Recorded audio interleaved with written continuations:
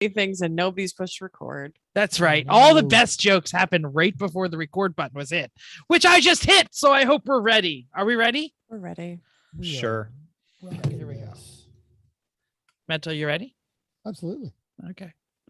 Oh, my music is not ready. It was at the end of the song. Oh, check it off your bingo card. 216 times. Check it off your Just bingo wanna say that. card. And now it's too loud. All right. Yeah. You know, someday I'm going to figure out, like, I have a radio degree, how to actually play. Still a little loud. Just don't adjust the radio. Just pull back. Yeah. Oh, I like doing it just radio. Anyway, welcome to hate it. Everyone Racers, a show designed for the world of low-dollar racing and oddball car culture. It doesn't matter what kind of Lemma Champ or Lucky Track Dog League you run, SCC or NASA, we won't discriminate, as long as you drive it hard and built it yourself. Join us each week for tech discussions, tips, tricks, news and notes in the world of amateur endurance racing, and whether it's on the spot, hella sweet, or we're lucky enough and Chrissy gives us just the tip, we're sure you'll giggle a little and learn even less. Everyone report to the paddock. This is Chris. This is Chrissy. I'm Jeff. And I'm mental. And we are Everyone Racers. Thanks for coming back and listening to a Cleveland Rocks episode. I have no idea which one of us wrote this. That must have been Mental because he's pumping his fists furiously. Cleveland rocks. That was a good show. I Safety pin. Wow, you know more than those words. Anyway, Yeah. it kept going. 216, the number of the episode, happens to be the area code for Cleveland and most of the inner suburban areas. Sure, we could have gone with Rover 216, the first British-built Honda, blah, blah, blah. I'm sure Chris would have loved that. But it was just a badge Rover 200 built from 1989 to 1995 under 2 generations. That's not as cool as Cleveland Rocks. So let's talk Cleveland Rocks. Hey, if you're not driving a Honda Rover bastardization, grab your E10 bingo card and check it out. Remember, if it doesn't look new, hit the buttons up top. New card. Thank you. What you working on? I'm so excited to make fun of you. I wonder who he's talking about. Mental, tell us what you did because you're stupid. Not stupid. I'm not going to say that. Tell me what you did because you're a masochist. Yeah. So I spent the weekend at Willow Springs Raceway working with the Vera organization. I talked about going to Vera U this past summer. One of my friends, Jesse Kilgore, is driving the car that we raced at Thunderhill a few years ago. And having completed Vera U, he now got a provisional Vera competition license, which does transfer to NASA and SCCA. And he needed to successfully complete 2 races, which he did on Saturday and Sunday, and actually did quite well. He was still on like the tires that are race slicks that are 2 years old on that car. So he actually did a really good job and managed to keep the car on the track and didn't poke anybody with anything. And so refresh our memory. What was the car? It was a BMW E46 330 sedan that we'd gotten out of a BMW repair shop in Chicago. Got it. I thought it was something older than that. I seem to remember, but I guess I was wrong. Gloria. And and Mark Francis, who heads that whole thing, was there in his BMW 2002, which runs B sedan. I got to catch up with my buddy Sam and some other folks, but it's always been called the Mark Francis Racing and Catering Team, emphasis on the catering. So of course there was lamb chops and turkey and just, oh God, you just eat so well there. And Mark Francis Racing is co-located with the Seven Caves Distillery in San Diego. So there's plenty of really good whiskey. So lots of good times that happen with there. When are you going to talk about the stuff that I'm going to make fun of you about? While I was there on Facebook Marketplace, because you set your geo to it, there was an hour away in Bakersfield, California, a Porsche 928 that had a stick shift. And I've got one that won't come out of first gear and it's an automatic. So I thought, why not? I made the guy an insulting offer and he came back with a slightly less insulting offer. So now there are 2 928s at my house.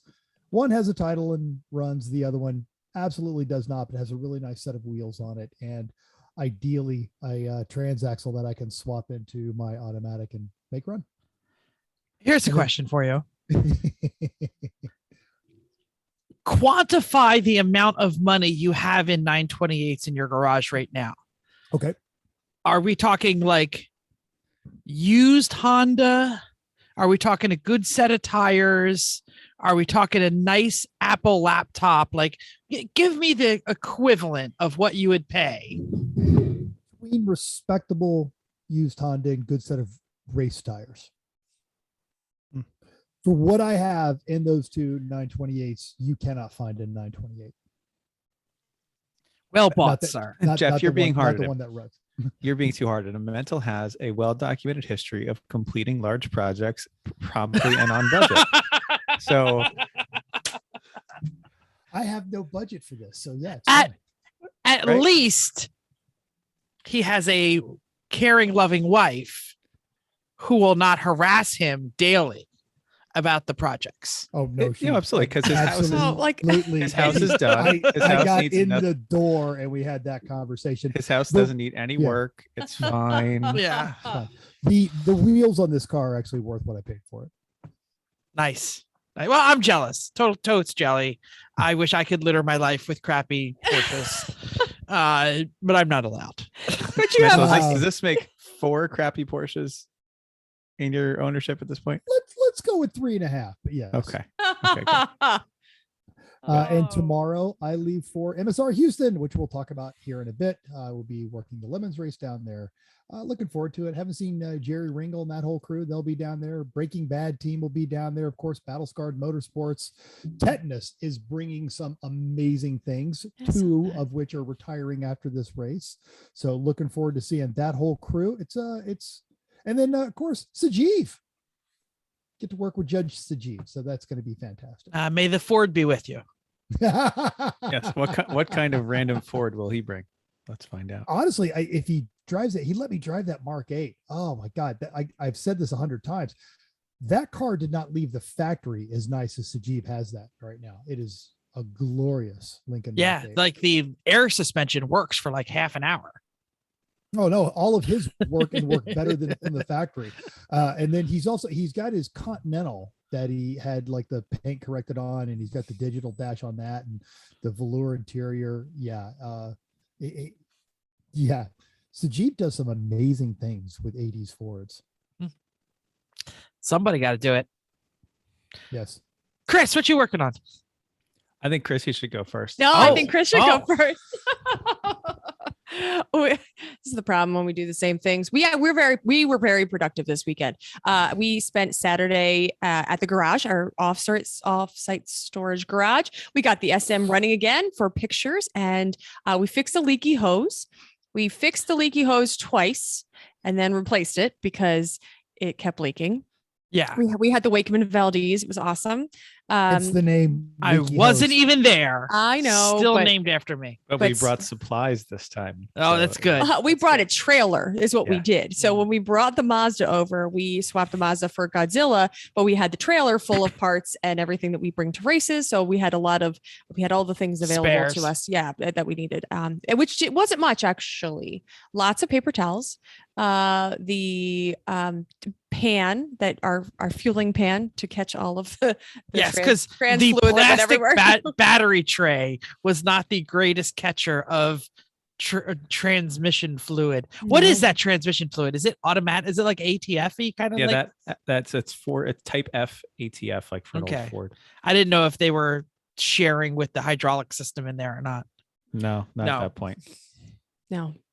So it was productive though. We brought it out. Made some beauty pictures. It is hopefully will be posted sometime soon. So we're very excited about getting that out of here. On Sunday we pulled a 17. Yes, go ahead. We've been emailed twice by a team interested in that. So make sure we get that link, and we'll be putting that on. Oh, when yes. you guys get on, bring. We will be pimping that link. Yes. It will be everywhere. Yeah, well, And- with the pretty glamour shots we got, like the bid nerds guys told us, it's got to be a nice day, nothing around it, nothing in the background, just nice. Like It was we did all perfect. that. We got some good glamour shots of it per their recommendations. So We had a great time of trying to figure out, is it in drive, reverse, or neutral? because the The shift is cable. broken. Yep. Yeah, the so shift we had cable to is broken. play the push the gas. Okay, that's not it. Which way does it Okay, go? you're going backwards. Okay, that's what it is. So by the end, we figured out which way we were going. You could kind of listen to the engine and trans, and you could figure out which way it was going. So that was successful. Awesome. The pictures look great. So we swapped. We put the Mazda in the garage. We brought the Godzilla home to be dismantled. That right now there's not enough room in the garage, so we are going to leave it there for a little bit. We pull on Sunday. We spent a great day doing a lot of yard work. We pulled 17 stumps out with snow flak, and Where do you even have 17 stumps? We didn't. We had five. One, two. We had four. Four. We had four, Yep. right? And then you pulled them all for the neighbors. Yes, true. Two different neighbors. Our neighbor had four, and the other neighbor had four. Or I don't know how. I wasn't involved in the other set, but we pulled first them. off, I'm going to say, way to go, Snowflake. Way to go, Snowflake. We got a new rebuilt gauge cluster because we were having the same problem that it was draining the battery. So we sent that away and brought it back and reinstalled it, which was great. It has a radio. What? Snowflake has a radio? What? Well, it had a radio its whole time, but Mental broke the antenna off several years ago here trying to break into the truck but he locked his keys into. It's been a while since we've talked about Snowflake. Can we just go over while it was running, by the way? Yes. Can we just go over what the history of this vehicle is? So Mental owned this 1500 Suburban, right? 2004 1500 Suburban. Bought it with, white. Yes, bought it in Nebraska right after I came back from deployment from a dealer there. We were the second owners. Z71, drove it for another almost 100,000 miles. Was going to put it on Craigslist when the Chris and Chrissy mentioned that Chrissy's mom and dad were looking for a beach of cookie fame. And knowing that it was going to Chris, I think I made a good price on it. And he flew down, drove it home with no air conditioning and a driver's side door window that wouldn't go down in the summer.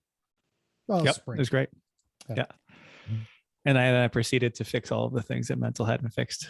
Continue to do Continue to, right. So the radio antenna, the stub of it that the antenna screws onto broke off. That stub is part of a wiring harness that goes behind the dash. It requires most of the dash to be removed to replace that little stub. So instead of that, I ground it down flat, a little below flat, drilled it, tapped it, made a stud, Loctited the stud into it, and then I can screw an antenna into it. So the radio works now. So they're super excited to have a working actual like terrestrial radio. In my defense, had I known it was going to them, I would have fixed that antenna, but I figured I was selling it to someone who was just going to some flatbrand lunatic. Yeah. All right, you can continue. Go ahead. The other thing about the gauge cluster and Snowflake being rebuilt is now you can tell what gear you're in without counting. Like from park, Now, when did that happen? Because it was fine. Pretty early on. Okay. It was dim and it got worse. So, but it was small joys. My mom got in. She was like, I know I'm in drive. It was awesome. Yeah. What else? I finished the Corvette's rear wheel bearings. They're hub bearing assemblies, like many things are. And when I took the right rear one apart, I could grab the hub part and just pulled it with my hand, and it came out of with the bearing race. And so, yeah, that was due 44,000 miles. Is apparently the lifespan of the original wheel bearings on the 84 Corvette. 44,000 miles over how many years though? 28. I mean, 30. No, 84. Yeah, so honestly, 37. I would argue what probably did it in was not the mileage. It was the not driving, sitting. Yeah, the sitting. Got Chrissy's mom's Mazda 5 in the garage. Did a control arm and an EGR valve and some maintenance on that. And shock top hat that's getting inspected today. It all should be set. I also power washed. Yes. Yes. you I did. love power washing. What did you power wash? You do love some power I do washing. love power washing. Our stoop. So since we removed the two very large bee-filled trees that Oh, are I know out which front, trees they are. I know you know that which trees they are. They're all gone. Not all of them are gone out front, but the bee-filled ones are gone. And so our stoop looked terrible. It still looks they were not like great. overgrown and squished in between stuff anyway. They were They were planted half, way too close to each other. and half dead because we that one was actually filled with bees. Then we tried to almost burn it down, except it was too close to our house. So we tried to do everything else that would. Yes. Anyway, so I did the stoop and the little sidewalk next to the house It was filled And with the utility bees. trailer and the utility trailer. I forgot about that too. looks Yes. brand new now again. Mhm. Oh, that's right. The Cub Scout, the brand new trailer that Jeff Yeah, broke the day they bought it. Yes, Yeah. that's the one. That It's one. been sitting, getting moldy and dirty, and as Under we've the tree. used it occasionally since then. So cleaning it off worked great. Anyway, It makes a great workbench when I'm building things. At Oh, your it totally house. does. Yeah, that's why it's got all a the little- time. An it's got a outdoor little workbench. overspray on it because we Yeah. all do stuff over there. Yep. Great. All right, Jeff, what are you working on? So I had a forest in my house that was looking like a lawn, but it had grown like knee deep because of all the things I've been doing lately. because you said in your house. At my house. I'm sorry, at my house. Because there have been some instances in No, your house. no, outside nothing of like your that. control. Yeah, yeah, yeah. You had a The lake floods, that you the whole didn't nine ask for. yards. Yeah, exactly. Yeah. All right. Yeah. So no, I had delayed the final cutting of lawn for so long. It had gotten completely out of hand. And I went to start the lawn tractor and it was like, no, I'm not doing it, buddy. It's not happening. Your dogs couldn't fit like they did last time. No. So Watch that I- video. I'm going to link that. Just gonna link that well, yeah, we'll link here. that right Mhm, there. right there. I know I am Mangala of the small moat engine. If they enter my abode, they are going to die. Yeah. So it took me like 4 hours to figure out how to get the charging system to work on this damn thing. I don't even know what that other thing is. It's like not like an alternator. It's like a small. Yeah, I don't believe know it what is a this- stator. stator. Yes, that thing. I don't know what the. I hate them. Small motors can die. Most motorcycles operate on that principle. Yeah, yeah. What the hell is a stator? It's all fixed. Airplanes too. So- Yeah, whatever. Just put in Or alternator. people. magnetos, But Yeah. So anyway, that's all fixed. And I ended up not having to buy anything. It's just had to like rewire and things. But anyway, so yeah, so I speaking of the house flood, I also put a bunch more together of the office, including building all kinds of shelves in a closet that just, held like coats. And now it's going to hold all of the wife's stuff. So I now have a closet for race stuff. oh, Oh, Oh, look at that. The vinyls I have extra. Oh, I'm so that's excited. nice. It's so That exciting. really is. As you should. And then how she long, said- how long till it stays clean? Oh, and it's not gonna get organized. clean because I'm like winterizing all of my race gear to put in there, and it's gonna just get immediately filled. So, but anyway, yeah. I also did LEDs everywhere, including under my son's hidey hole because LEDs are the most important thing in a 13-year-old's life. So, yeah. So he has under bed fort and now has lights that will dance to his phone, and he can yell at Alexa, "Turn the lights on to dance." Whatever. I have to laugh because yeah. I feel like you have neon lights under your car, and you said Yes. the same thing, and it had a little remote. so to Hilarious. dance, right? So Apple doesn't fall far. No, but his Yeah, old it's his old similar. ones died, and Yeah. those you had to go push the button to get it to change things. He had like a little remote control, and you can never find the remote control in a 13-year-old room because it's like a giant picked up a shipping container and shook it. It's just like Well, So- and then he's also dealing with genetics of being a wakeman. explosions You are of trash. Yeah. So now that he has it, that's on the app on his phone to change it. He's very excited. But I am going to you dismiss that as whatever. That's really cool. All right. He may not realize it, but when he's in his 20s and he's be like, man, I remember my dad set up dancing LEDs in my room. That's how much my dad loved me. You're a good father. I said, Sure. well, he's like 14 and he's like, there's a place where I can hide from my parents. That's why I built it. So Nobody wants a teenager in the house. They're terrible. Anyway, news and notes time. So while we were broadcasting live from the RacingJunk.com booth at SEMA last week, we talked briefly about Ford's new crate EV motor. In addition, Chevy has one, and there's some other stuff. And don't forget about the Ampere, which is a Mike White. But to highlight this technology, Ford put it in this beautiful 76 F100. You can find a link to that on Hooniverse as well as Haggerty. And apparently that marketing ploy worked because, quote, demand has exceeded expectations, says Emma Berg from Ford's electric vehicle communications team. Now, if you're still looking for a $3,900, 281 horsepower electric motor for the Blue Oval Classic in your garage, good news. Berg has said that although the units are now out of stock, interested customers can sign up to be notified when they are open to taking orders again. And that's all over from the folks at Haggerty, and a link to that article is in our show notes. They also offer this take, Haggerty does.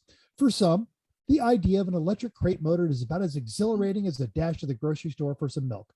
But for a large portion of the car community, the prospect of an e-crate motor simply means their favorite silhouettes and classics have a chance for a longer life. They also added, and we have to agree, that this sellout shows that the industry's appetite for a well-executed, accessible e-crate motor is there. And I would expect to see all kinds of other people follow on with this. And I do think this is going to give new life to a lot of old cars. And it does make that Lemons electric prize a lot more accessible. Thanks for shilling for Ford for 20 minutes. I'm sure the first ones will be delivered right about the same time they're done to those Broncos. Yep. Sadly, Chevy has a small block EV. We showed that one on there. I think Ampere has a brilliant setup for what they're doing there. You can check them out on all their social medias, but competition does improve the breed. The Ford one was highlighted because that's the one that they've got in their new Mach-E, the Mustang Mach-E Extreme. So it is super quick. And if you start throwing it in something lightweight, you've got a fast car. And $3,900 for a functioning power plant, especially 280 horsepower, is incredible. Battery is going to set you back, but still. I'll figure it out. Inverters. Traction, no, that's Yeah. Okay. New technology makes new cars so smart that they're going to realize if you are drunk. So as part of the $1.2 trillion infrastructure plan, there are a few add-ons in addition to the new fancy bridges and roads with less holes. Yes. I was going to say, thank you, Brandon. Less roads with less holes. One of them is one of these add-ons is the rear seat reminder becoming standard to help prevent hot car deaths. Did you know this?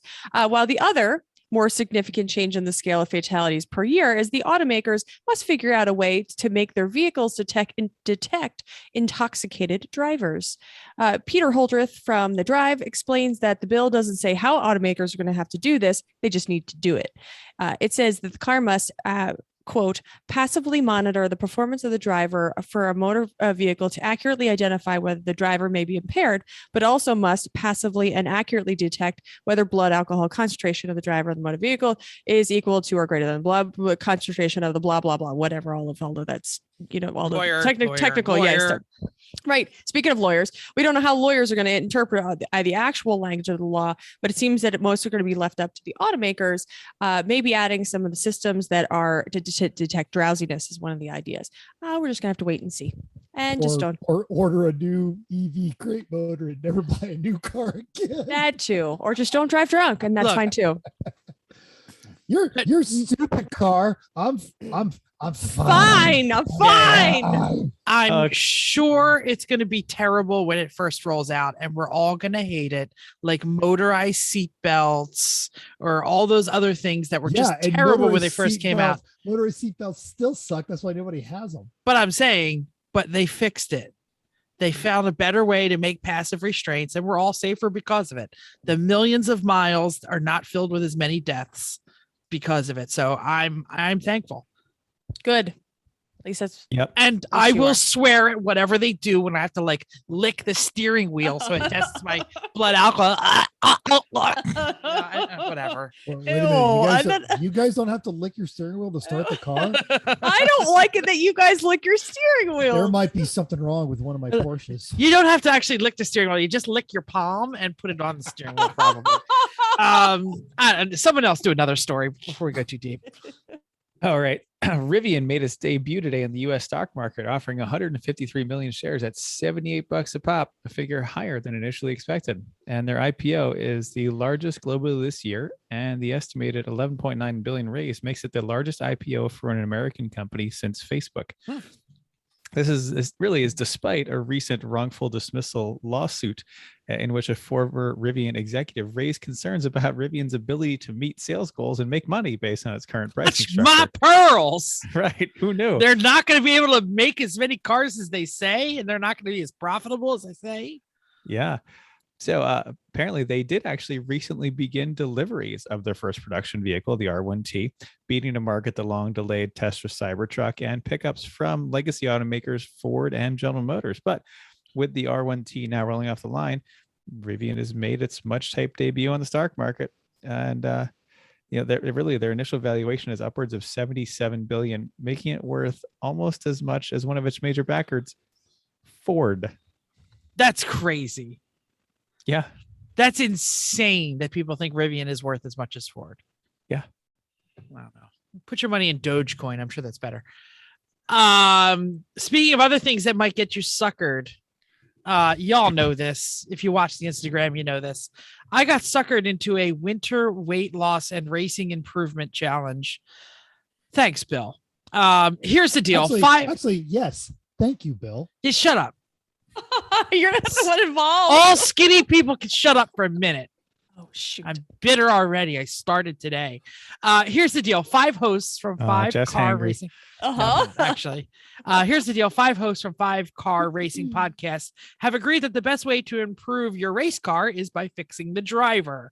So starting today, we agreed on a gentleman's bet to lose 25 pounds, read, I think it's 5 driver training books, and do a bunch of car racing and iRacing to improve ourselves by April 15th. Yes, I am attempting to lose 25 pounds by April 15th. Okay, what did I agree to? I'm not really sure. If this sounds like fun, you're insane, but you can join us too on the on the Garage Heroes and Training podcast website. Link will be in the show notes. Everything will be up, the rules, and listeners can join from all 5 podcasts. And right around April 15th, we're going to randomly pull some listeners and they're going to get some free swag. All right. Who's in the running? Obviously, Bill from Garage Heroes and Training, Jamie, host of Racer FF podcast. Chris, have you ever heard of this podcast? It's a front wheel drive racing podcast. Never heard of it. Yeah, I'm pretty excited. I'm going to start listening to all these, by the way. Totally John, who is the co-host of 91 Octane podcast, and Adam from Slip Angle podcast are all in the running. Wait, Adam doesn't have 25 pounds to lose. Yeah, Adam has to get down to like 180 pounds. So he's already like 7'2". Look. See this here? Woo! I weighed myself. I started today. I have to get down to 201. Well, and as I want 199. Yeah, as I mentioned to us on the group text / our own little private Slack channel, we plan on posting Jeff's progress every week. So Jeff will be getting on the scale every Wednesday, letting us know how he's doing, because we know how, if you've met Bill, you know how this is going to go.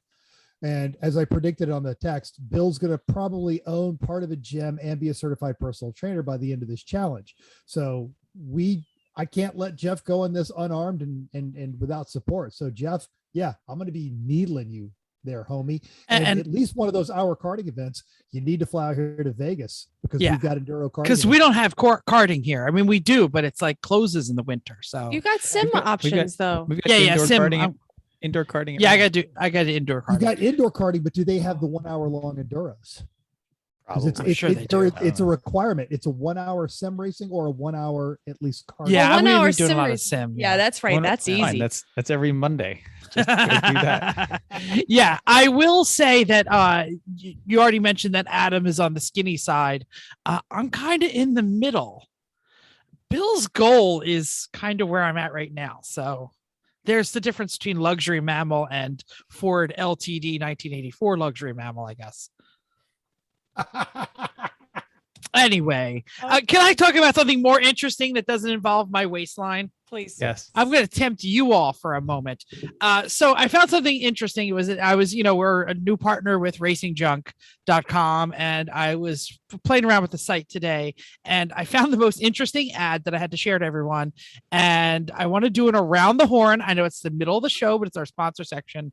A person posted an in search of ad, and he wants a turnkey 6 or 7 second drag car. He's been out of drag racing for a little while, and he sold all of his drag cars, but now he's upset. And who doesn't, after 5 or 6 years of selling your race cars, want something back? So he has some specific ones that he lists on the ad.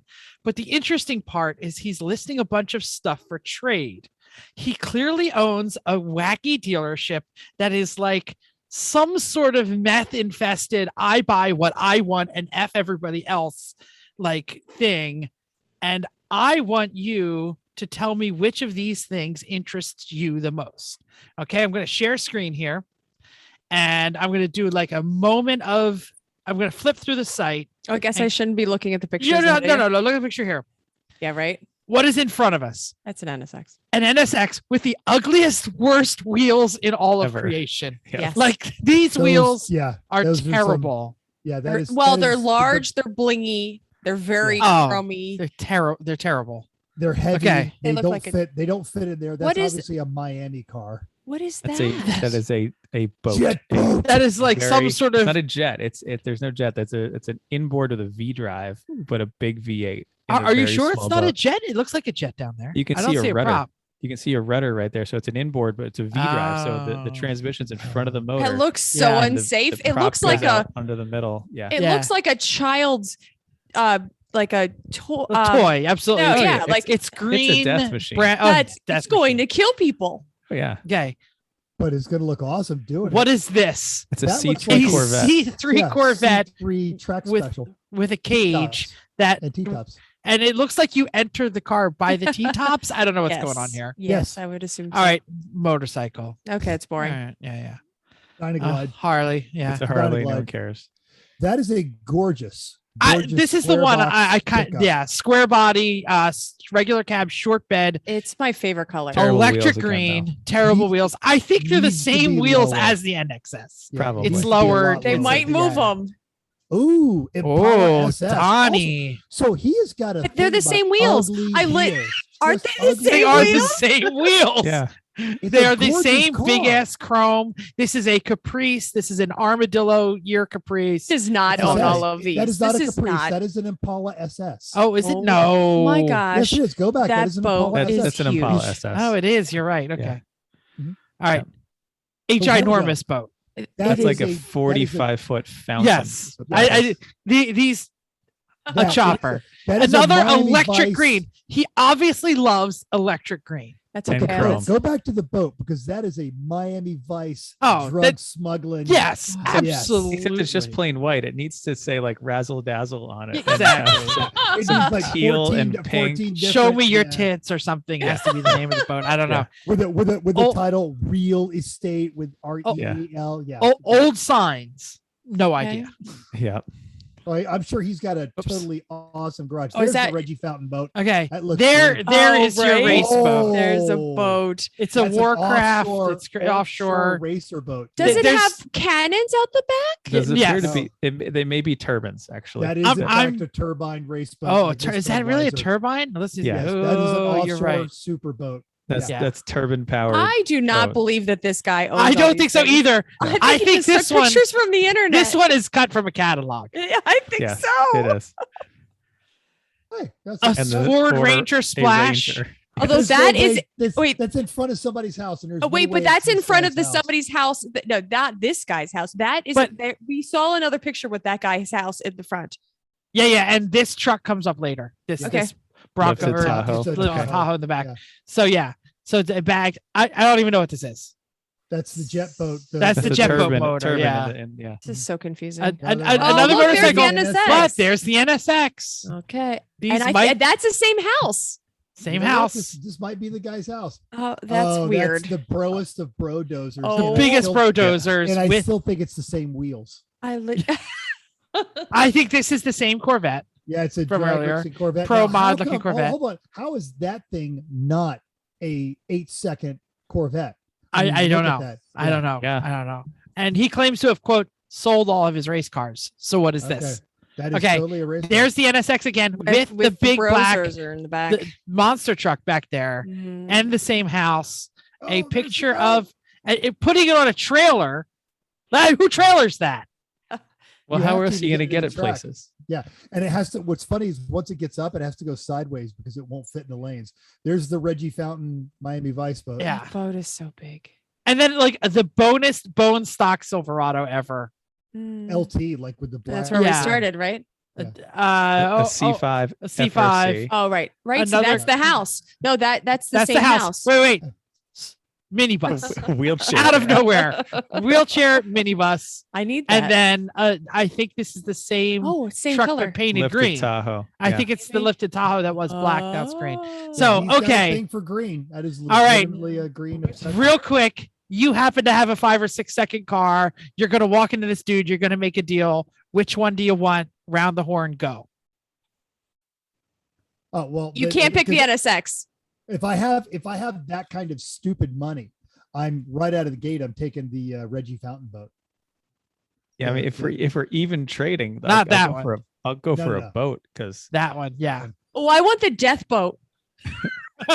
turbine power. Yeah, No, the green. the She No, wants no, the green little one. green one. Oh, The bathtub. light That was the boat. word I was looking Yes. for. The bathtub. I kind of like that truck. There it is. Oh, Yeah, I the mean, bathtub. this is the one you want, huh? I mean, not really. It's just. I don't know.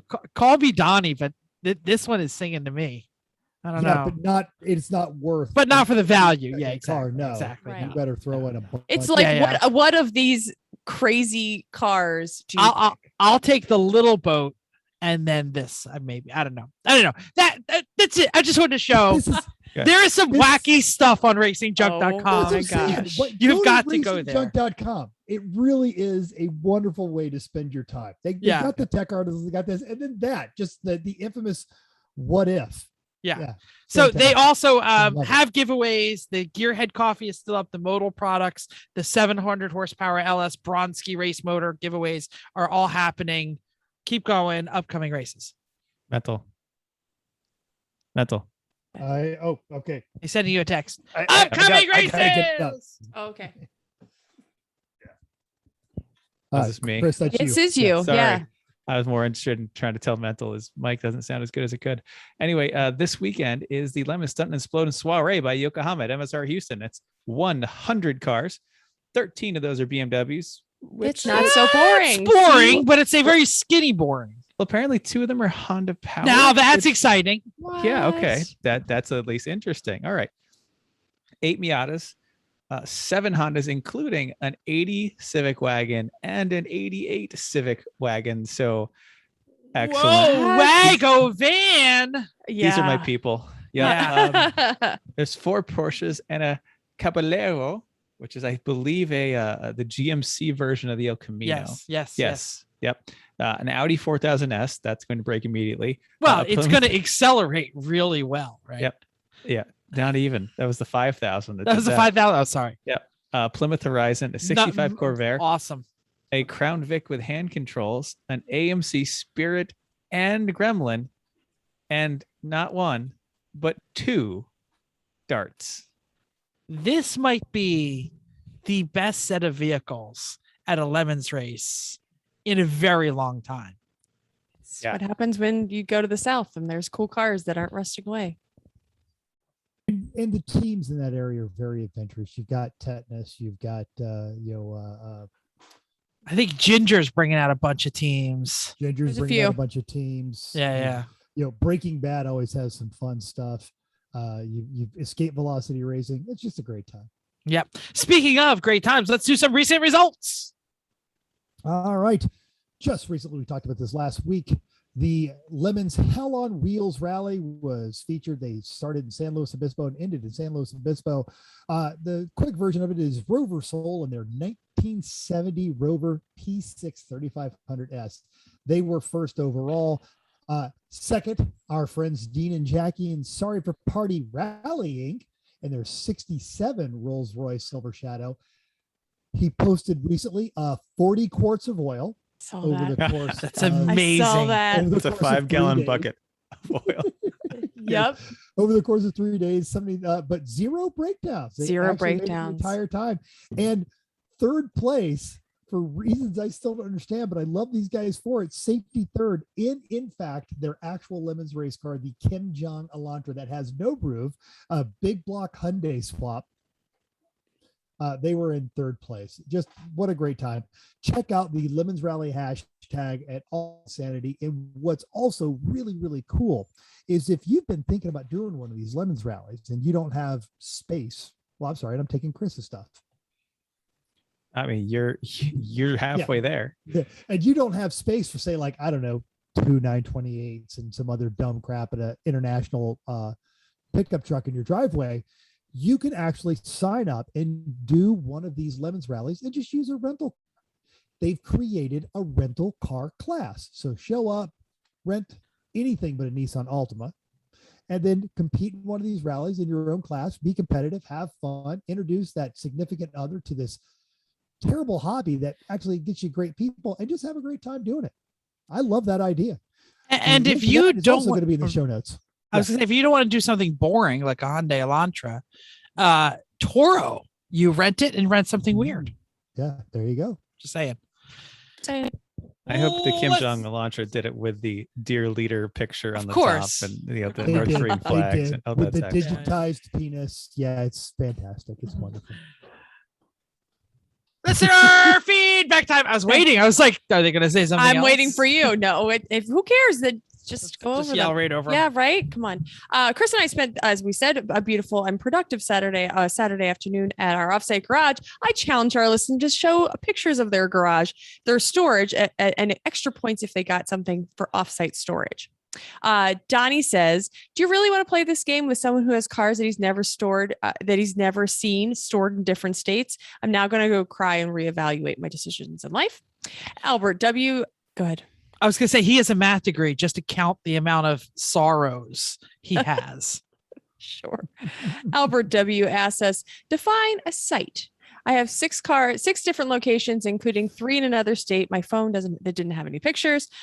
Phil E said that he was relying on Google Earth to helpfully document his remote storage, and he sent a picture of that.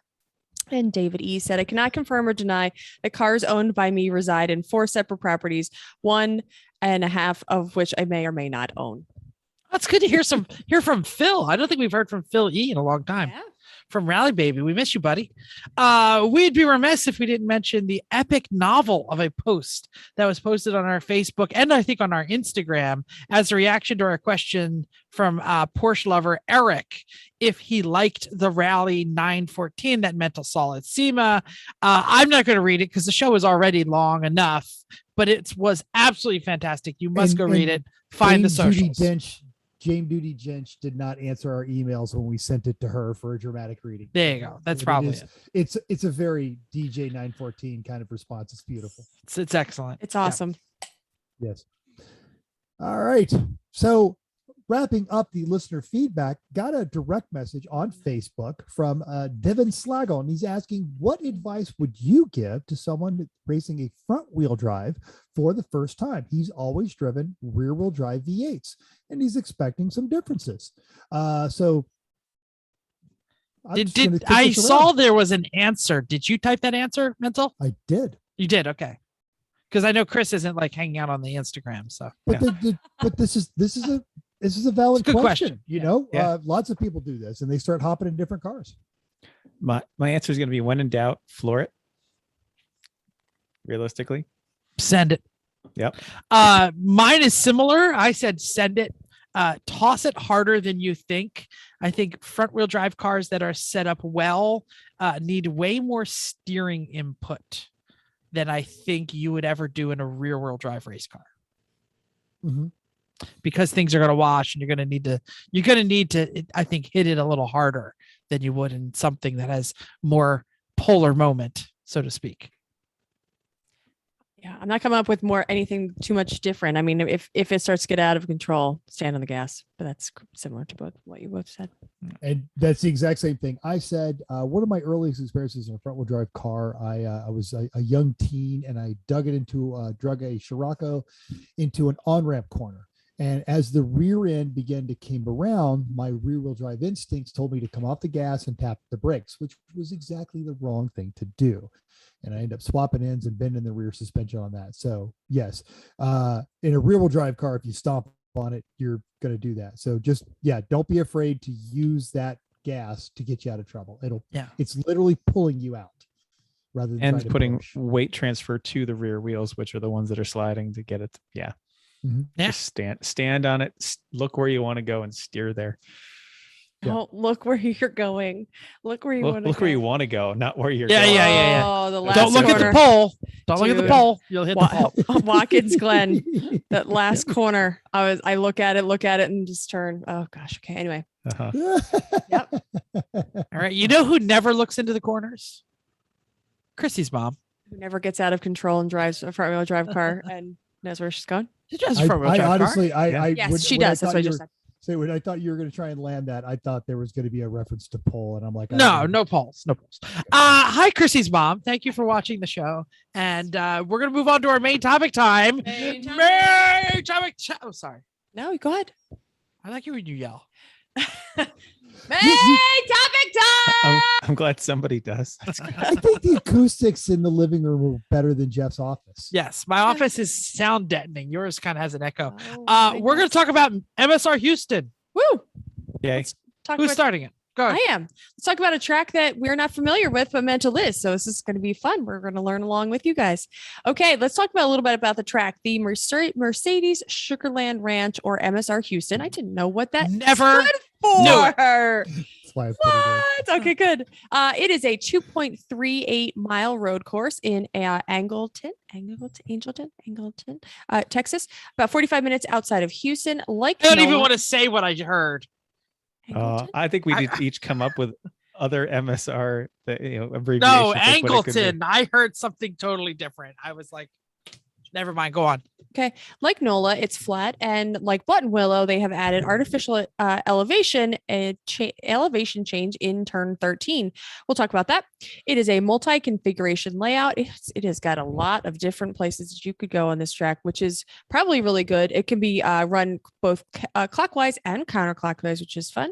Lemon's event this weekend is going to be used the clockwise configuration as well as a full course layout. Expect times in the mid to high 150s for Class A and low 2s for Class C. Can I say that I think it looks like a dog's skull? Sure. Yes, it does. Looks like it's eating the little MSR Houston. Anyway. But I like courses like this. So you have, because you can have good entrance, you have good vision places to look for stopping and starting, and like they're not the cones. You can sometimes you can use those entrance and exit roads as the roads to look the for cutoff roads. Absolutely, those are some good visual references because, like Buttonwillow, there's just nothing out there. Yeah. So. Do you want to talk about the configuration there? Lemon's event this weekend using clockwise configuration. She already did. Oh, she said that. Oh, sorry, missed it. Oh boy. So yeah, we're talking about the race because it's the race this weekend, and right now Friday is forecasted for a high of 80, which is lovely if you're in Jersey right now. Right. But then dropping to the 40s at night, which is where we are anyway. So Saturday will drop to 45 with a high of 70. Sunday in the mid 70s. No rain forecasted, but it's the Gulf Coast, so it's going to be humid as hell, and your balls are going to get sweaty. It's just going to happen. Expect dew in the mornings. And I'm not talking about your testicles there. Have something to cover the driver's seat or the whole car, unless you don't mind a wet butt. I'm going to give my alternate abbreviation for MSR. It's Texas, so it's Man, that sure is racy. Oh, You've just thought about that for a good 4 minutes since you talked about this. Yeah. oh boy. So at the facilities, there's plenty of paddock space. It's Texas. That's the one thing they got. And some steers and things. So don't block the fire lanes. Common sense. Don't do it. Garages are available either through the track or if you know somebody, but they're probably all gone. There are some covered awning spots, probably all gone. Powers at a premium, probably all gone. And there are no RV hookups. Oh, well. Garages, power, awning, all handled by the track. You're too late. The bathrooms are by the race shop and another pair of bathrooms at the farthest building behind the penalty box that those have showers, which get busy. Remember what Jeff said about all that ball sweat going right down that drain. We do have a map. We do have a map. I'm going to say that my version of MSR is Mr. Sulu's racetrack. Okay. Oh, is this the bathrooms that were showing? Yeah, so Oh, right look here at is the bathrooms with the shower. Oh, very good. And then Right there by the Black other, Flag. The other That's not bad. bathrooms are over here by the race shop. And Now, yes, where's most of the paddock? Like where people where- parking. all of this is paddock, everything on both sides of the little performance drive, and then all of this. Out into the, becomes the paddock. lake there. Okay. Yes, Got it. that is a lake. Yes, and this is go-karting track. Got it. Nice. Where's the concession stand? Doesn't matter. Not open. What? There are a pair of convenience Womp stores womp. just down the road. Are either of them a Buc-ee's? There's a Buc-ee's in town, but no, it's a Chevron and a Shell. I gotta go to a Buc-ee's, everybody. Otherwise, you're heading to town for the usual fast food fare. Premium is $3.90 a gallon because Texas. Angleton also has a Walmart and an HEB. What's an HEB? That is a Tab. Texas-based grocery chain, and they Oh. actually have a lot of fresh produce. It's pretty solid. All right, there it is. I have no idea. I've been to Texas. I've never been outside the cities. I've been to Dallas. Anyway. The race itself will have hot pit fueling. No fueling in the paddock when the track is hot. There is a test day that's being put on by the track Friday 9 to 5. You can sign up at the track front office. There will be a track walk scheduled for Friday night 5:30 to 6:30 with no motorized vehicles. Go on it. Do it. Scuff the ground. Lay on it. Turn around. Have a good time. Go slow, but not too slow. Mental, is it dusty there? No, No, okay. Compared to the butt, no. Well, nothing is dusty like the butt, but this is Correct. Texas and it is Houston, but the satellite photos look like it's kind of green.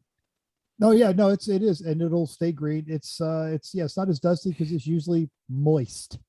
Oh, damp, moist. Got it. All right. Mental, do you want to share and talk about the turns here? Yes, if Since that you is actually- all right with you guys, I'm gonna Yeah. come over here and get my screen share going. See if I can make this work. Now, the first thing we're looking at is, and you can go to Google Maps. This is a satellite overview of the actual track, so you can see it's a fairly substantial bit of pavement. I like we the also have a sand track trap in map. the middle. It's the lake, but yes. Okay. Or it's the pond, the drainage is going on there. So Got this it. will be the pit area. This was the map that we're showing earlier, but the track is actually numbered. If you look at the map, it's numbered counterclockwise. So as we talk, we're going to go through the numbers backwards. So if I say, then you go from 14 into 13, you'll understand why. Oh, that's interesting. Well, because they numbered it counterclockwise. Again, And then this you're is- running clockwise. Yeah, I get it. Absolutely. So what we want to talk about first, as we so often do, is actually how you're going to get onto the track. Now, if we go back to, I gotta bring up some more pictures here. All right, I'm trying to get this to work. If we go to the map that I have in the show notes, which of course, yeah. All right. So you go to the entrance. There are a set of 2-story garages that are available out there for folks to use, and you're going to enter the track by those 2-story garages. Do you want to share the map or do you want, I do. I'm trying to find. do where you want I me put- to there share it the is. map? Nope, Okay. Good. got it. Okay, so we share right there. So you'll see, and I've got it labeled pit entry. So that's where you enter onto the hot pits along there, which runs along pit lane. And then you're going to proceed out on the other side of the sand trap, a narrow road, which will drop you onto the racetrack. So as we go through that, now that's how you're going to get onto the track. You'll follow that around. Okay, I didn't see your cursor for a while. I just wanted to make sure it was. Sorry, yes, I'm about to reshare a different map because I moved my cursor. So you're going to drive around there, and as you enter actually onto the track from the hot pits, it is going to put you on the road by turn coming into 15. All right, where did all right, I'm trying to make. Oh, here we go. Share screen. God, I just want to say that I get heat for my wires, but nobody ever gives mental heat for sharing. Well, have I done this 216 times? Okay. All right. Now on the screen right now, we should be able to see a track map. So you're entering the doggy is eating the MSR. The doggy is eating. You're entering onto 16, onto 15. Now, I think 15, I don't like the phrase throwaway corner, but you use 15 to set it for 14, which they call gut check. But as you're entering onto the track, look off to your left. There's a flag station there, and they're going to let you know if there's any problems as you start to go into this high-speed straightaway. So you roll into this. Now, this is mostly a flat foot corner. If you're in a high-powered car and the rear end starts to step out on you, don't just yank your foot off the gas and stab the brakes, front or rear wheel drive, because it is flat and you were going to swap ends. If you remember the ballad of the infamous $500 My Ass Mustang from Battle Scarred Motorsports last year, that's exactly what happened. So if you find your rear end stepping out, just slowly back off the throttle. And what you're doing is making sure you are set up for the high-speed entry into 13, which is known as a launch. This is that artificial elevation change that Chrissy talked about. So you're accelerating towards a launch. Now, as you are coming into this, my personal theory is I do not like to go through this corner with anyone around me, not because I don't know what I'm doing, but because there's a good chance someone else doesn't know what they're doing. They either underestimate how light their car gets, overestimate their traction, and if it's raining, it all gets even worse. There's a downhill right as you crest this hill, and folks are going to get squirrely. As you crest this hill, you can't see the racetrack. Resist the urge to try and yank on the wheel. That's what people like to do. Instead, what you want to do is be on the throttle and have a steady input. In a crowd, if you have a choice, try to go over this on the side for exactly the reasons we talked about. Is if they start to get squirrely, they tend to push to the outside. You've got a clear track as you're coming out of 13, get down, get inside on the passenger side and put it on the curb. And as you're settling, brake a little bit just to settle the nose and turn hard towards the turn 12 apex, which is going to be a left. Now, some folks are going to try and stab the throttle between 13 and 12, and that might work for a sprint race or a time trial, but this is an endurance race, and you're really going to immediately lose any advantage you might gain in tire wear or brake wear, or just even overheat it. Now, turn 12 is basically a 90-degree back to the left. Bring the car all the way out, set it up for turn 11, which is known as the keyhole. And that is a gentle arcing 180-degree turn. Logic tells you, start on the outside, go to the inside, go back to the outside. But the pavement at MSR Houston is very old, has been repaired a lot. And in turn 11, counter to your intuition, just get to the inside and stay to the inside because that's where the grip is. There's a slight drop off on the track right there. Hook your wheel in, hug the inside all the way around. Also pay attention as you're getting ready to cut back to left for turn 10. There's a flag station off on your driver's side. Would you say this is a good place to ditch hook those front tires? Like, yes, all the way to the edge of the pavement? But yes, onto the edge of the pavement. The gators at MSR, because it is flat and there's a lot of flooding and stuff like that, if you get up on them, they don't offer a lot of traction. They can't upset the car. And if you go over them, it is grabbing your car and damaging something. So I'm not going to say ditch hook, but I'm going to say get the wheels in tight. Got it. Is that making sense? Yeah. Yep. All right. That's cool. So, and that's what we're just talking about right there. So, on exit, yeah, sure. Get a little bit of curbing, but don't get on that leading edge. It's rough. And I don't like any of the curbing, getting on any of the curbing at MSR, but your mileage is your mileage. So are the yellow dots on this, are they the flag stations? Yes, because you said that was a flag station. Okay, good. So yeah, right there's a flag station. So as you're coming into 10, now you do got a short straightaway, and you can muscle up on some slower cars. It's a good place, especially if you set up properly as you're coming out of 10 to get around someone. So it's 90 degree back to the left, get on the apex, get on the gas, get on that short stop, and then you're coming into what's called the bus stop, which is a quick 90 right and then a 90 left. And that's turn 9 is the first part of this. Trail brake if you had the skill set into this. If you don't, this is actually a good place to learn it. Just start pushing deeper and deeper into those braking zones. You should really feel like you're going too fast. This is how you know you're getting that turn right. It's looks like a decreasing radius. It's fairly standard. Tuck that right wheel in there and then scrub that speed off, and that's going to set you up for 8, which is just a snap back to it. There is a little bit of paved runoff over there. Folks are going to try to go in there too deep. You can, but I wouldn't do it unless it's a really, really, really slow car. As you exit 8, it's another hard short left. It is just under 90 degrees. So it opens up a little sooner than you want. And you want to be on that gas at exit. Don't just stomp on the gas. Think about rolling onto the gas really as you're at the apex and then on there, and experiment with how much gas you're going to be able to add.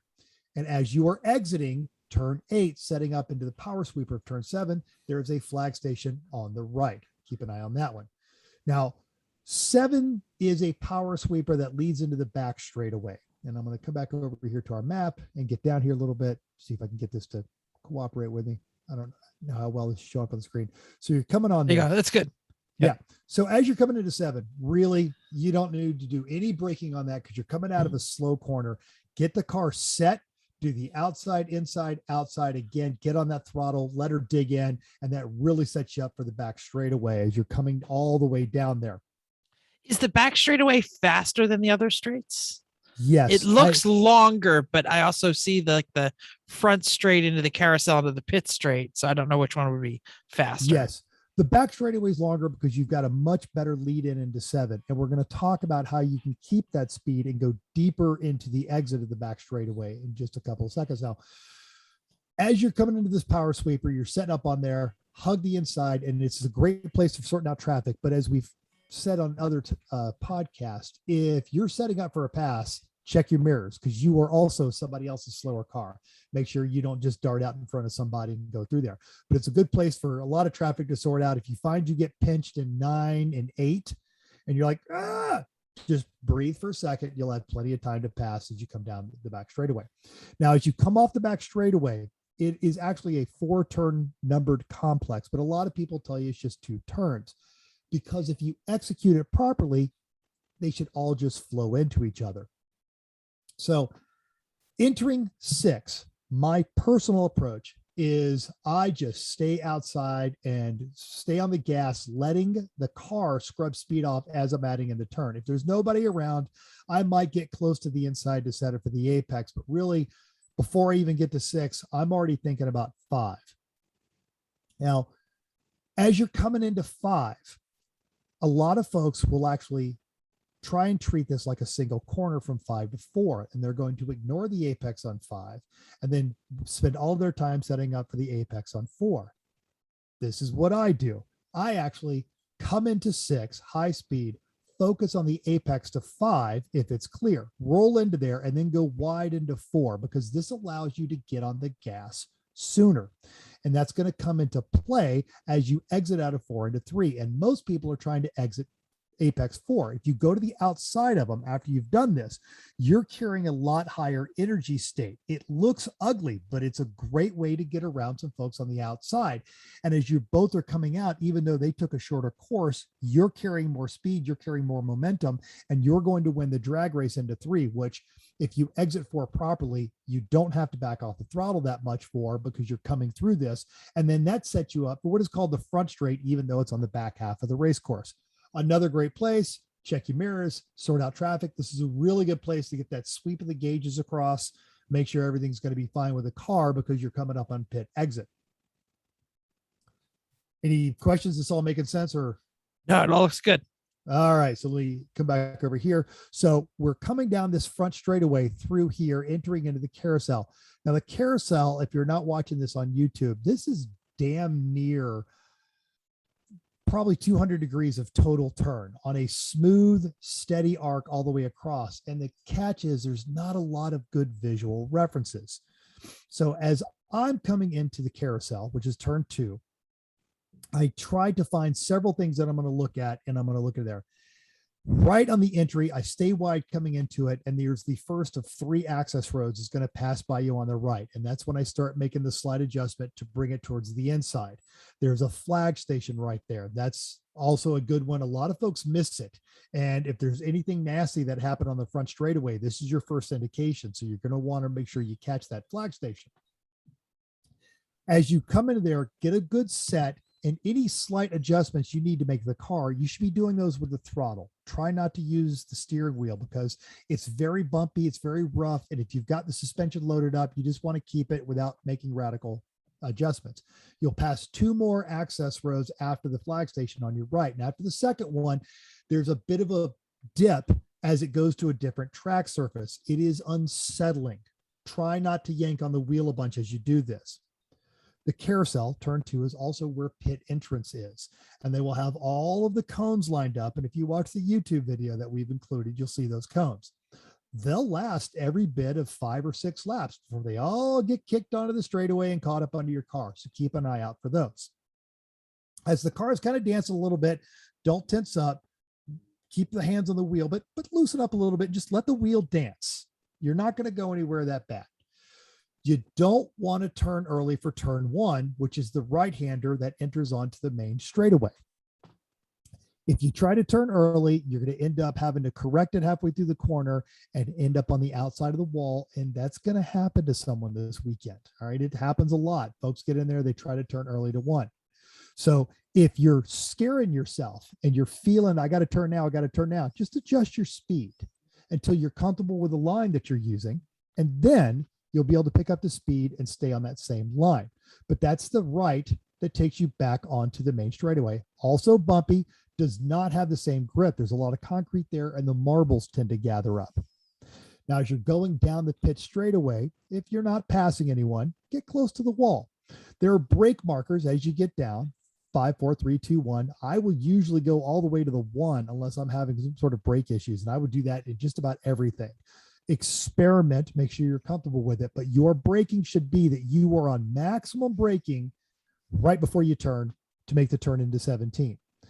Don't try to clip the corner of 17. The apex is probably about 3 feet out into the turn. 17 and 16 are 2 separate turns. Done right, though, you do it with 1 steering input as you're coming around. So you trail brake into 17, turn in where your steering input stays the same, keep the car settled. If you start back on and off the wheel, yanking it, the car is going to get unsettled and you're going to lose a lot of time and it's going to screw you for the acceleration 15 into 14 as we come back around again. Don't sweat that apex of 17. Focus more on smooth movement all the way through that. And the key to that is between 16 and 17, really there's a middle lane, like a middle part of the track. And that's just really where you want to set the car as you're coming around. That's okay. Can I interrupt real quick? Absolutely. Sorry, I had my hand up and you didn't get to me. Sorry, you're minimized on my screen. I'm looking at the map in my notes. So on this map, the map that we're looking at, by the way, if you're listening to this podcast, go to the YouTube and look at the pictures. You're not going to be able to see the funny little dog head eating the MSR Houston sign. We'll also have a link to the map. It's on the MSR Houston website. True. So in the pit straight, or front, whatever we're calling it, the start stop straight, it gets really wide in this picture, and I have a feeling that that's not the actual racing surface. What they're showing is all the pit here. Okay. No. Does it get that wide? It does. It doesn't get as wide as this. They are showing the pit, but it does get wide. Okay. And also, and I'm glad you said something because I missed the, also there's an overhanging treehouse of a flag station on the start stop line. And that's your other black flag. Your first black flag is usually either 12 or 10. So turn 1 is like it opens the carousel opens up to like almost like skid pad size set of pavement here. Yes. And there's some no man's land on the right. Very, I mean, that's not useful. No, it's Look. not useful. It can keep you off the grass, but don't drive on it because it just sets you up for failure. But if the car steps out on you, you've got some save it space. If you go to the aerial picture, it's right behind it. That'll probably show more of what Jeff is looking for as a differentiation Oh. between the pit lane and Oh, okay. the Yeah, track yeah, yeah, itself. yeah. You can That see the is a, curbing there on the yes. outside. Oh, yeah. So to the show how curving big really the does track- come in a It's- lot. yes, compared to the You know, rest of it. and yes, good call, Chris. Thank you very much. It widens, but it doesn't widen to massive like it looks in the picture. Yeah, yeah, Right. yeah, yeah. And you can go over this, like this no man's land that I'm talking about is this stuff out here. But you can kind of come over this. You shouldn't really need to though. You set yourself up and then just drive right along the straightaway there. And then of course this is the pit entrance as you're coming through. And then that sets you up to come down the main straightaway. There's the flag station on the main straightaway, but you do see that it's wider. There's some space there as you're coming into this. And this is all paved, but it's not all usable pavement not in the legal sense, but in the sense of, is it worth a crap? And that's Yeah, the yeah, 16 and 17. Yeah. But on that other map, it didn't actually, once you get past 17 or whatever that is, it does that. The other map looks like it's skinny again. So the pavement, the aerial is correct, easy to see in one side, but it is worse to see in another side. No, None of this matters. If you're looking at the map, go look at the map. Everybody. Yeah, and Stop good eye, listening to Chris. us. I Go. appreciate you telling me that. Yeah. And this does not display how much of a ridiculous elevation change it is. And it's just literally like this kind of hump right there in the middle of the track. And I think it only exists to upset suspension. But they call it the launch. So you know what their Yes. intention was. And in a WRL race a number of years ago, it was pouring down rain and I came over this launch. There was a situation developing there.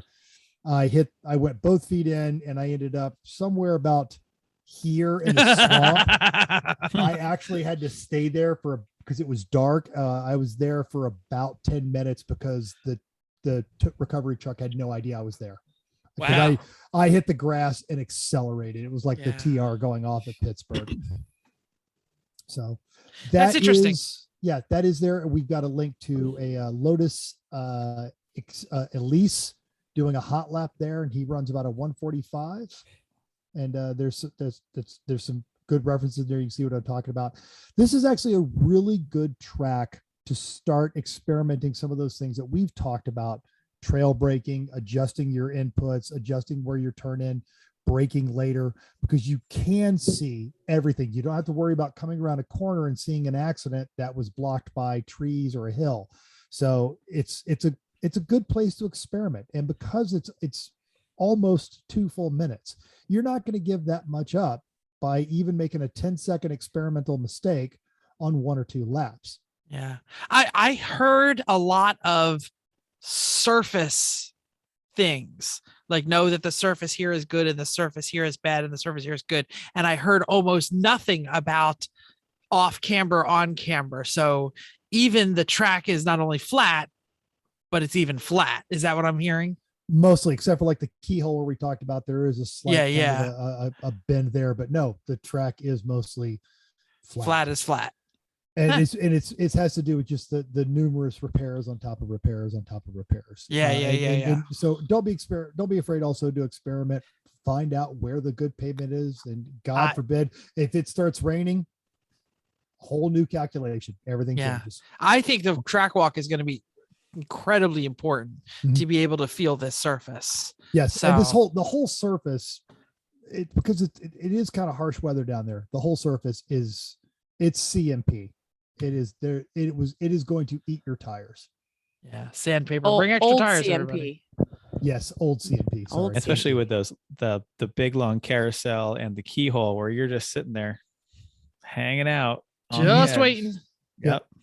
You've got a steady state throttle. You've just hooked it and you're loading up your outside tires. Yeah. All right. Awesome. Anybody have any questions about MSR? Chrissy, you didn't give us your version of MSR. I've been thinking about it. I have not the whole time. I've thought about it and come back, and I have not yet come up with. All right, listeners, please send us a message. Tell us what you think MSR stands for. And that will be our only thing that we discuss next week for listener feedback. I'm joking. I don't know if we're doing sure somebody can. I'm come going to up say with it good- stands for Mike Sucks Rocks. Ooh, I wonder who Mike is. And I have no idea who Mike is. Now he's I had to mad at grab you. him. Mike, I had to grab- Mike, don't get pissed off. He didn't mean it. He's too busy sucking rocks. Why is I he- wanted yeah. to use my as my first one, but I Oh couldn't come up my, with that's a good one. I couldn't come up with an appropriate S. Yes. My superior race car. Oh, I like that. See, that's good. All right. Well, let's wrap it up then. If anyone has any anything better what MSR stands for or any interesting things to say about MSR Houston, hit us up on all the social media, throw us an email, and maybe we'll read about it. And also some of the locals. If you think I got this wrong, correct me. Absolutely correct me, and we will incorporate it into next year's show. Awesome. All right. Do we know what we're doing next? Chrissy, do we have a just the tip or We do. Okay, good. I know we already did it around the horn. We already did, so it's like this like It's extra quick. games. Go ahead. I was gonna say, do I have to say my Just- own? Just Normally I get some fanfare around here, and all of a sudden now I've just be like, oh, today we're My- gonna have my- just a tip. my That's trombone is in the Hi, place. welcome to the Hi. delicious dish. This It's is- time for just the tip. Just, I'll give you one of these. Mhm. Rare. oh, Rare. that's concerning. Rare. Okay, great. Okay, so we You're talked a gonna little start bit. complaining about Carol Baskin now, Jeff? We already we already started talking about this actually, but it's very timely. As the holidays approach, National Seatbelt Day is on November Ooh. 14th. Encourages everyone to buckle up to save lives. No matter where you sit in a vehicle, wearing a seatbelt is proven to save lives. Just over 90% of Americans buckle up, saving an estimated of 15,000 lives each year. However, according to the NTHSA, the National Highways Traffic Safety Administration, 47% of passengers' fatalities in 2017 were not restrained. Seatbelts are proven to reduce the risk of serious injury and save lives. It's been 60 years since the invention of the three-point seat belt, and this restraint has saved hundreds of thousands of lives. Since then, the industry has added advanced safety devices to automobiles. However, alone, many of these advancements may not save a life unless the seatbelt restrains the driver and the passenger. Airbags, for example, work most effectively when paired with a proper seatbelt use. On its own, the force of the airbag can be deploys can be fatal without restraining hold of a seatbelt. During the holiday travel of the season and every season, be sure everybody buckles up and everybody arrives safely so they can celebrate appropriately. Also, in case you care, Sunday is also National Pickle Day and Spicy Guac Day. Spicy guac. Not, Spicy guac. I am not- totally down Hell with yeah. spicy guac. not safety related. Okay, Mantle, what did you have to say? I got something to say too. So go, Your go point Mel about first. the force of the airbag, it is actually a shotgun shell. That is what deploys an airbag. So if you want that in your face, don't wear a seatbelt. I don't need a seatbelt. I want to get thrown clear of the accident. That's right. That's right. How does someone get rid of an airbag? I know how- sit on it. I've talked about with how the helmet. how I do it, but yes. We have two that need to be disposed of, and we can't find anywhere Three, that will actually. take them. We can't find anywhere that will take them. Stereo wire, I know. a battery, put it in the front yard. It's hilarious. Omar in a seat with his With a race helmet on. I'll do it. I'll fly. I the just seat. set them No. off by themselves. I don't put No, anybody because- on top of them. That's horrible. No, because then Chris has to call your wife and say, "I'm Might as well sorry, do it on the grass. Jeff's It won't be a butt big is deal." gone right now because he decided to sit on an I'll like there'll be something, but I'll be on a seat. It's not gonna blow through the seat into my anus. No, but if you want a shotgun shell's worth of percussion going through your It's fine. pokey Fine. bits, It's all fine. You were gonna say something derailed because it's bad. I was gonna say, who the hell's not wearing their seatbelt? I don't know. If you don't wear your seatbelt, stop listening to this podcast. But You're an just- idiot. Do it. It's like drinking and driving. Like, who does that anymore? Come on. Hey, We if, talked you, about- if you don't wear your seatbelt, we can fire off an airbag onto your butt and Yeah. you can see what it's like. And, We got three. yeah, there you go. just wear your goddamn seatbelt, okay? I'm told Chris has an idea of what we're going to do next week. I He do. does. We I might. totally Yeah, do. we Yeah. didn't tell you guys yet. No, though. All I'm right. ready. I'm I'll tell excited. you guys right now. This is entirely inspired by Mental. Oh, God. It's time for story time of bad automotive decisions you've made. we'll each talk about some bad Oh. decisions we've made and tell some stories Oh. because we all have them. So do you all. Let's Send them have to a us. good time. Actually, tell us Yeah. dumb things you've done. Tom, don't bother. We already know. Yeah, really. But everyone else, Oh, I have multiple. that's a what, great idea. I love that. what would you rather have? Really shitty German cars or really shitty Italian cars? German every time. That's what I'm saying. I don't know about Tom, that, but let me okay. know what is your problem. Yeah, that's cool. We're excited. I'll say thanks for downloading us. We hope you enjoyed this week's edition of Everyone Racers. We also hope you'll join us at what did I say MSR was? In the world, what did I say? My sweet ride. My sweet ride. No, Man, that sure is racing. Man, that's your racing track. That's good. And join us in the world of driving, racing, and building because everyone can be a racer, even you. If you enjoyed this podcast, subscribe. It's totally free. Then go to iTunes and give us a 5-star rating. If you're watching on YouTube, not only click the little linky to like, subscribe, smash the subscribe button, hit the little bell, do whatever you gotta do because you gotta watch it here. Anyway, drop a comment or give us a show idea on our Facebook page, Everyone Racers, or email us, everyone.racers@gmail.com. Again, in the doodly-doo, if you're watching, right down there in the doodly-doo. If you're watching the YouTube, what are you showing me there? My phone. You can still text us. Oh, you can text. Well, I'm getting there. I'm not there yet. The only person that texts me is Tyler Stank. Yeah, you can still text us at 484-243-0455. Find us on Instagram or Twitter at everyone.racers or YouTube and Facebook at Everyone Racers. Even Reddit at /E1R. Woo woo! Am I the only one who's posted on there? Probably. Thanks again, and until next week, keep the shiny side up. Unless you just came from Button Willow, then it's all just dusty as frick and just keep those wheels down.